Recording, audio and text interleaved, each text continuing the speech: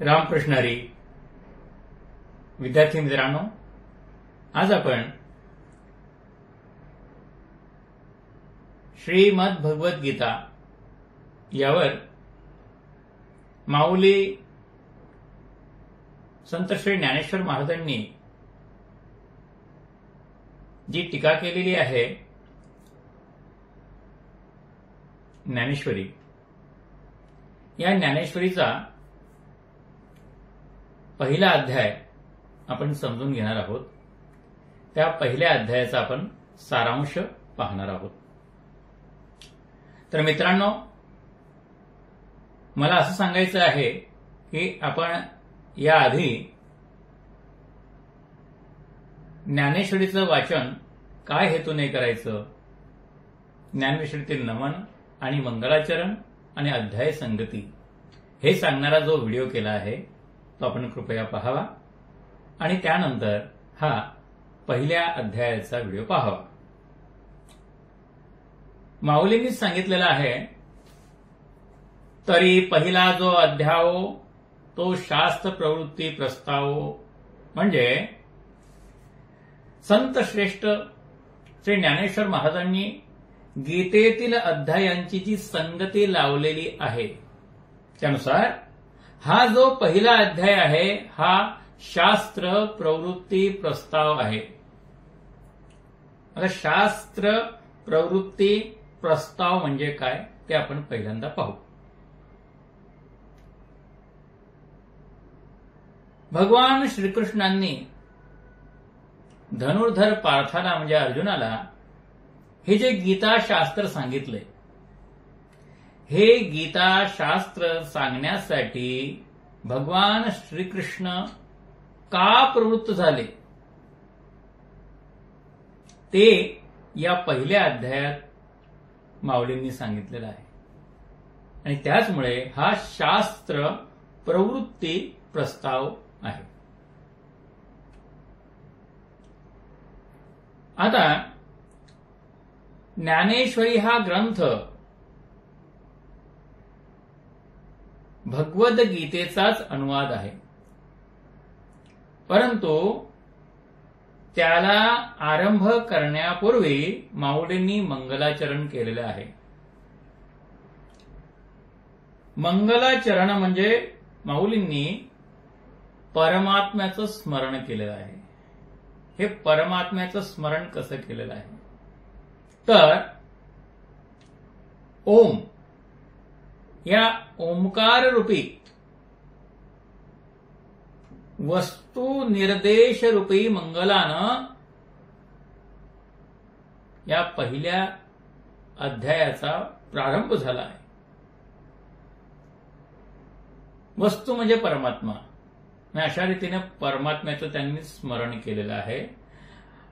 या परमात्म्याचं कोणतं रूप माऊलींनी आपल्या समोर ठेवलेलं आहे तर जो सर्व विघ्नांचा नाश करतो अशा विघ्न विनाशक विघ्नहर्त्या श्री गजाननाचं हे जे भगवत स्वरूप आहे ते भगवत स्वरूप माऊलींनी आपल्या समोर ठेवलेलं आहे. आणि या परमात्मरूपी श्री गणेशाचं त्यांनी नमन केलेलं आहे. या पहिल्या अध्यायातील एकूण 20 ओव्यामध्ये त्यांनी हे नमन केलेलं आहे. विघ्नहर्त्या गजाननाला नमन केल्यानंतर माऊलींनी चातुर्य, वागर्थ आणि कला यांची जी देवता आहे माता सरस्वती यांना नमन केलेलं आहे. श्री गणेश आणि श्री सरस्वती यांना नमन केल्यानंतर ज्यांच्या कृपेने आपण पूर्ण काम झालो त्या श्री सद्गुरु निवृत्तीनाथांना माऊलींनी वंदन केलेलं आहे, नमन केलेलं आहे. आणि गुरुभजनाचा महिमा त्यांनी थोडक्यात या ठिकाणी वर्णन केलेलं आहे. त्याच्यानंतर ही जी भगवद्गीता आहे ती भगवद्गीता श्री महाभारत या ग्रंथाचाच एक भाग आहे. त्यामुळे त्या ग्रंथाची माऊलींनी प्रशस्ती केलेली आहे. या ग्रंथाची थोरवी आणि श्रेष्ठता कथन करताना माऊली काय सांगतात की महाभारत काय आहे. महाभारत काय आहे तर परमार्थाची जन्मभूमी, सर्व विद्यांचं मूळपीठ आणि सर्व काव्यांचा सम्राट रावो, अशा सुंदर सुंदर विशेषणांनी माऊलींनी या महाभारत ग्रंथाचा उल्लेख केलेला आहे. आणि महाभारताचं असं सुंदर सुरस आणि सरस वर्णन केल्यानंतर ज्या गीता ग्रंथावर आपल्याला व्याख्यान करायचं आहे त्या श्रीमद भगवत गीतेचं भारत कमल परागू अशा रीतीने माऊलींनी वर्णन केलेलं आहे. आणि या भारत कमल परागू अशा श्री गीतेचं जे सेवन आहे ते कोण करतात तर जे विरक्त संत आहेत आणि सोहमभावात जे पारंगत आहेत असे मुनी या गीतेचं सेवन करतात.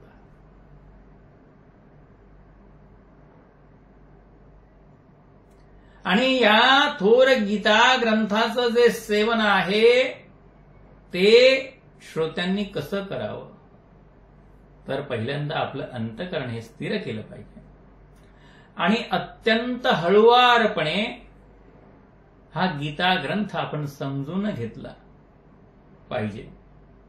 असं सांगितल्यानंतर माऊलींनी पाहिलं की आपल्या समोर थोर थोर श्रोते मंडळी बसलेली आहे.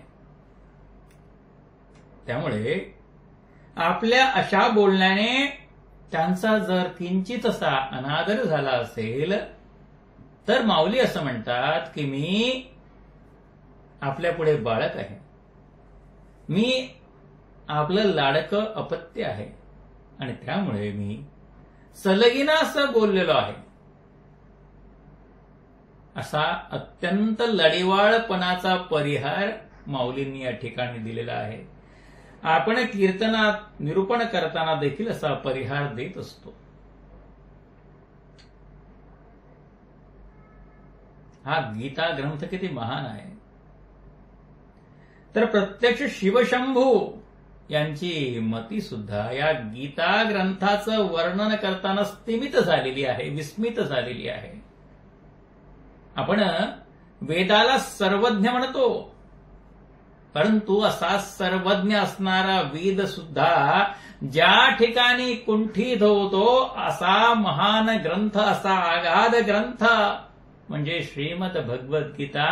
आणि अशा ग्रंथावर व्याख्यान करण्यासाठी माऊली म्हणतात की माझ्यासारख्या अत्यंत अल्पज्ञानी आणि बुद्धिमंद बालकाने पुढे सरसावणं म्हणजे मोठं धाडसाचंच काम आहे आणि याची जाणीव आपल्याला आहे असं स्पष्टपणे माऊली ज्ञानेश्वर महाराजांनी आपल्या समोर बसलेल्या श्रोत्यांना कथन केलेलं आहे. आता हे जर धाडसाचं काम असेल तर हे काम करण्यासाठी माऊली का पुढे सरसावले आहेत, का पुढे सरसावले आहेत तर केवळ आणि केवळ श्री गुरूंच्या कृपेच्या प्रसादाने माऊली ह्या पुढे सरसावलेले आहेत. आणि हे श्री सद्गुरूच्या कृपेनेच,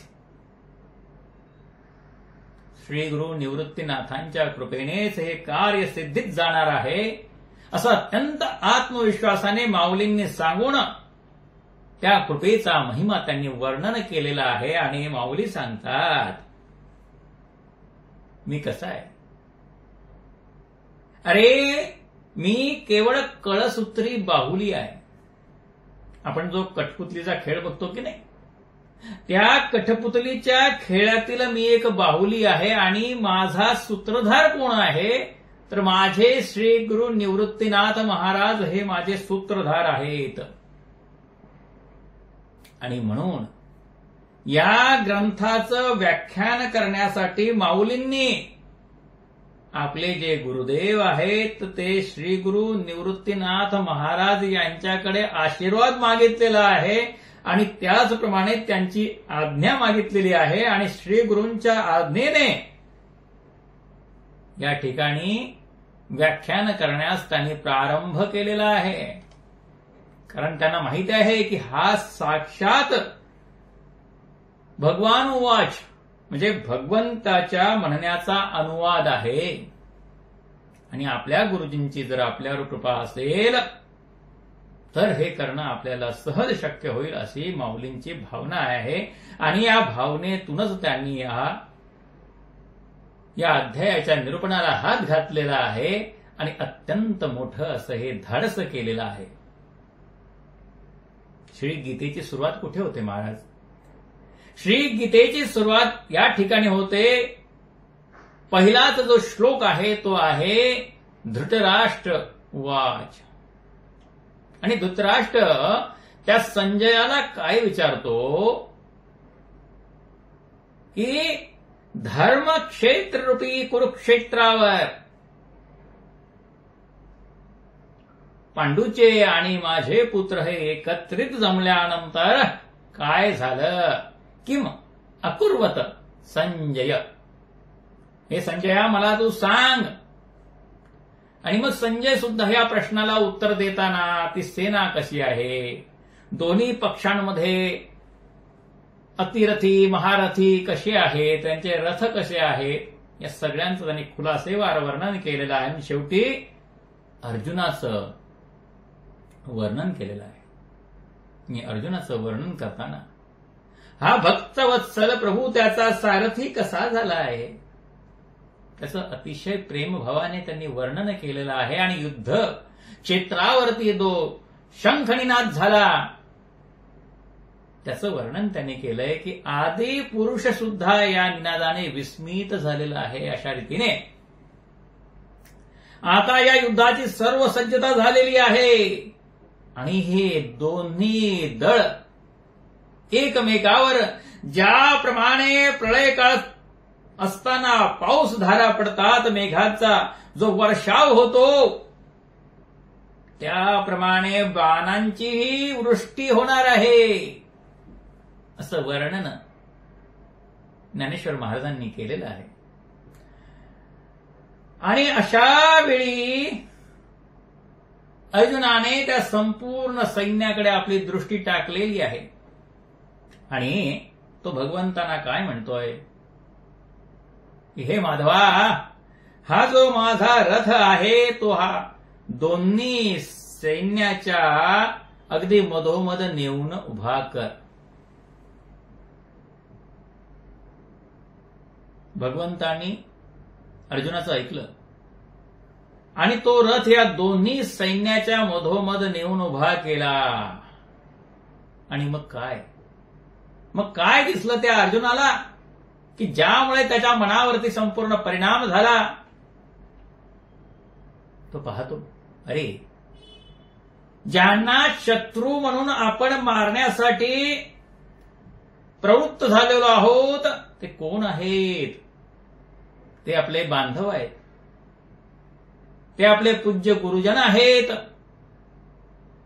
काका मामा आणि सर्व हे नातेवाईक आहेत. असं दृश्य त्या अर्जुनाला दिसलेलं आहे. आणि असं दृश्य पाहून त्या अर्जुनाच्या अंतःकरणामध्ये अकस्मात करुणा निर्माण झालेली आहे. आणि त्याचा परिणाम असा झालेला आहे की अर्जुनाच्या अंगातील वीरवृत्तीचा संपूर्ण त्या ठिकाणी लोप झालेला आहे. आणि प्रत्यक्ष ज्याने भगवान महादेवांना, प्रत्यक्ष श्री शंकरांना युद्धात जिंकलं होतं असा महावीर महापराक्रमी अर्जुन त्या क्षणी त्या ठिकाणी गलित गात्र झालेला आहे. आणि तो म्हणतोय, न च शक्नोम्यवस्थातुं भ्रमतीव च मे मनः गांडीवं संसते हस्तात्पक्चैव परिदह्यते. अहो, अतिशय करुणास्पद चित्र माऊलींनी या ठिकाणी वर्णन केलेलं आहे. ते गांडीव धनुष्य जे आहे ते धनुष्य सुद्धा त्याच्या हातातून गळपटून पडलेलं आहे. मग या ठिकाणी तो जो अर्जुन आहे तो म्हणतो की मी काही युद्ध करणार नाही. पण युद्ध करणार नाही त्याचं काहीतरी संयुक्तिक कारण जे आहे ते भगवंतांना सांगितलं पाहिजे, नाही तर भगवंत ऐकणार नाही. मग आपल्या या चुकीच्या कृतीचं समर्थन अर्जुनाला करणं भाग आहे. परंतु या ठिकाणी आपण लक्षात घेतलं पाहिजे की क्षत्रियाला आवश्यक असलेली जी वीरवृत्ती आहे ती वीरवृत्ती संपूर्ण त्या अर्जुनाला सोडून गेलेली आहे आणि क्षत्रियाला सर्वथैव अयोग्य अशा वृत्तीचा जो प्रादुर्भाव आहे तो त्या अर्जुनाच्या मनामध्ये झालेला आहे. तो म्हणतो, हे माधवा, मला हे युद्ध नको, मला हा विजय नको, मला हे राज्य नको. कारण युद्ध करून हे जर राज्य मला संपादन करायचं आहे, हे जर राज्य मला मिळवायचं आहे तर मला काय करावं लागणार आहे, तर मला जे प्राणापेक्षाही प्रिय आहेत असे माझे सगळे सोयरे, माझे बांधव आहेत, माझे नातेवाईक आहेत, माझे गुरुजन आहेत, त्या सर्वांचा मला वध करावा लागणार आहे. आणि या सगळ्यांचा वध मी केला त्याचं फार मोठं पाप मला लागणार आहे. ही त्याच्या मनातली खरी भीती होती की आपल्याला पाप लागेल. मित्रांनो, जर प्रत्येक सैनिकाने असा विचार केला की शत्रूच्या सैन्याला जर मी घातपात केला तर मला पाप लागेल, तर मग तो युद्ध कसा लढणार? आपल्याला माहित आहे की जेव्हा हे सैन्य युद्ध लढतं तेव्हा त्यांना वेगवेगळे मेडल मिळतात, पदकं मिळतात, चक्र मिळतात. कुणाला वीर चक्र मिळतं, कुणाला महावीर चक्र मिळतं, कुणाला परमवीर चक्र मिळतं. विशिष्ट, अतिविशिष्ट अशा पद्धतीचे त्यांना वेगवेगळी पदकं मिळतात. ही कशासाठी आहे? जेवढे जास्त शत्रू सैन्य त्यांनी गारद केलं असेल तेवढं मोठं पदक त्याला मिळतं. आणि प्रत्यक्ष जीवनामध्ये तुम्ही जर केलं, प्रत्यक्ष आपल्या व्यवहारामध्ये जर तुम्ही केलं, कुणाचा जर जीव घेतला तर तुम्हाला कुठलंही पदक मिळत नाही. एक फक्त फाशीचा दोर मिळतो जो तुमच्या गळ्याभोवती आवळला जातो. असं का? असा फरक का? तो फरक यासाठी आहे की युद्ध क्षेत्र हे वेगळं ठिकाण आहे आणि आपलं नेहमीच आयुष्य हे वेगळं ठिकाण आहे. युद्ध क्षेत्रावरती आपण काहीतरी निमित्ताने धर्मरक्षा करण्यासाठी आणि अधर्माने वागणाऱ्या शत्रूचा निपात करण्यासाठी या ठिकाणी आपण जमलेलो असतो. आणि त्यामुळे अशा शत्रूचं हनन करण्यात, अशा शत्रूंचा नाश करण्यात कोणत्याही प्रकारचं पातक नसतं. पण तो काय सांगतोय की हे कौरव मूर्ख आहेत, त्यांना अक्कल नाही, त्यांना हे पाप पुण्य कळत नाही. पण त्यांना कळत नाही तर मला कळतंय ना. आणि मला हे कळत असल्यामुळे मग माझ्या हातून माझ्या कुळाचा नाश, कुलधर्माचा नाश आणि अधर्ममय वर्णसंकर आणि शेवटी नरकाची प्राप्ती. असं जर होणार असेल तर माझं पहिलं कर्तव्य काय आहे की मी सर्व प्रकारे हे युद्ध टाळलं पाहिजे. आणि हे युद्ध टाळणं जर मला शक्य होत नसेल तर मला शस्त्र संन्यास घेतला पाहिजे. आणि मी शस्त्र संन्यास घेतल्यानंतर मी अशा निशस्त्र अवस्थेत या कौरवांनी जर मला घेरलं आणि माझा नाश केला, निशस्त्र अवस्थेत मला त्यांनी मारून टाकलं, तरी त्यामध्ये माझं कल्याण आहे. कारण मी अहिंसा धर्माचं पालन केल्यामुळे मला पुण्य लाभणार आहे. असं काहीतरी मूर्खपणाने म्हणून त्याने संपूर्ण शस्त्र हातातून टाकून दिलेलं आहे. अशा रीतीने शोक संविग्न मानस म्हणजे अर्जुनाने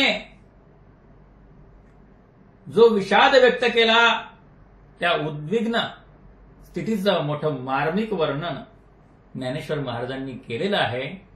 आणि मग भगवान श्रीकृष्ण परमात्मा त्याला परमार्थाचा उपदेश करण्यासाठी प्रवृत्त झाला, असं त्यांनी शेवटच्या 2 उव्यांमध्ये आपल्याला सुचवलेलं आहे. आणि या ठिकाणी श्रीमद भगवद्गीतेचा अर्थात कृष्णार्जुन संवादाचा हा जो ज्ञानेश्वरी नामक हा जो पहिला अध्याय आहे, तो पहिला अध्याय या ठिकाणी समाप्त झालेला आहे.